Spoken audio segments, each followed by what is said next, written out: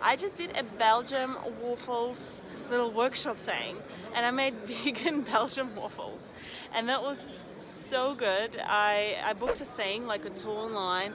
It was like 22 euros. It's vegan, and they have like all these things to put on top as well. So the waffle itself costs like 1 to 2 euros here on the streets, but but it is the toppings that make it more expensive. So make sure, like, when you are buying it, you keep an eye on that, because people are usually like, oh, it's just 2 euros, no drama, and then they put this, they put that, like a million different things on top, and then they're like, oh no, it's actually 7 euros now, whatever, and people get surprised. So watch out for that. It's like a trick that people do. But anyway, it was really, really cool. The guy that runs it, like, was really funny and really, really tasty, really, really delicious waffles. The waffle iron was like 235 degrees Celsius hot. Like, it's really hot, so like it gets really, really crispy around the edges and stuff, and it cooks it really, really well from both sides, and it like rises up and fluffs because it has sparkling water in it.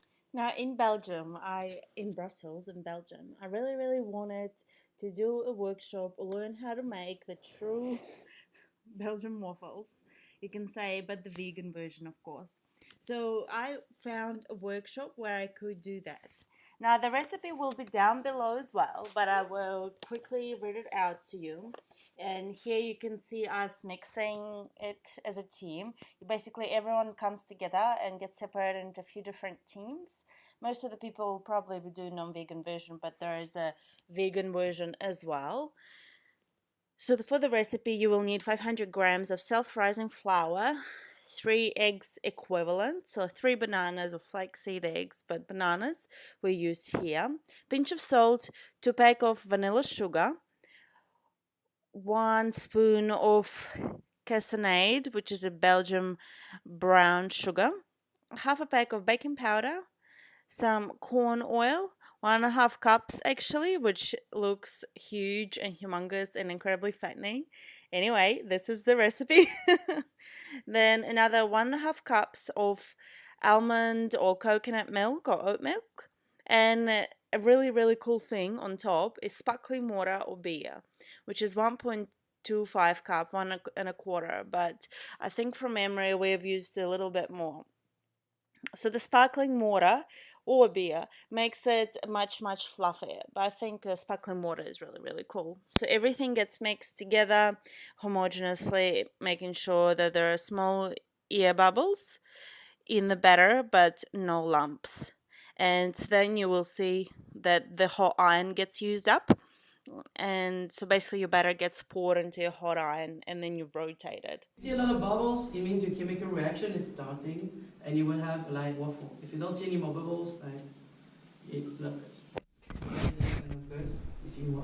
Until your waffle is cooked. So it becomes really crispy on the outside but soft on the inside, and you can put any sort of topping on it. It's pretty cool.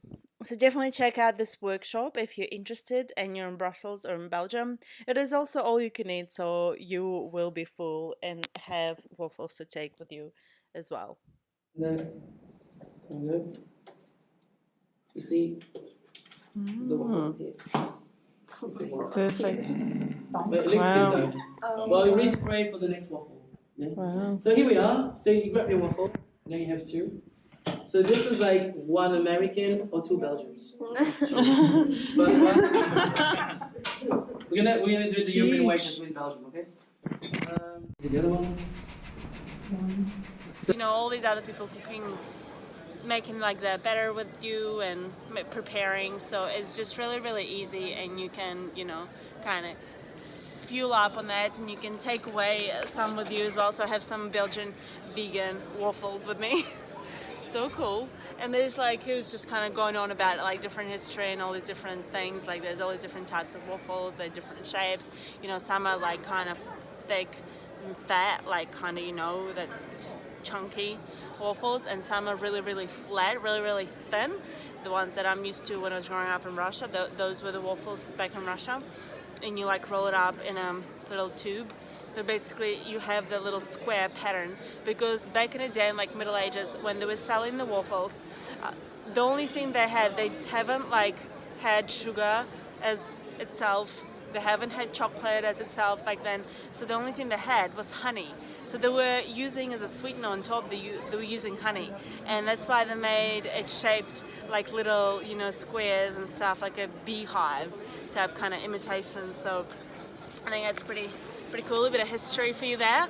So in 1958, at the World Fair in Belgium, a man named Walter Clayman sold waffles for the first time, that waffles that looked like this basically.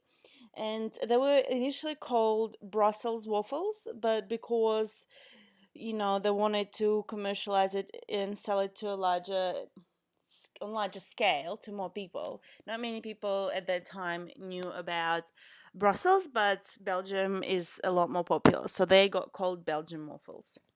The whole thing cost 22 euros, so I thought it was value for money, really, and I had fun.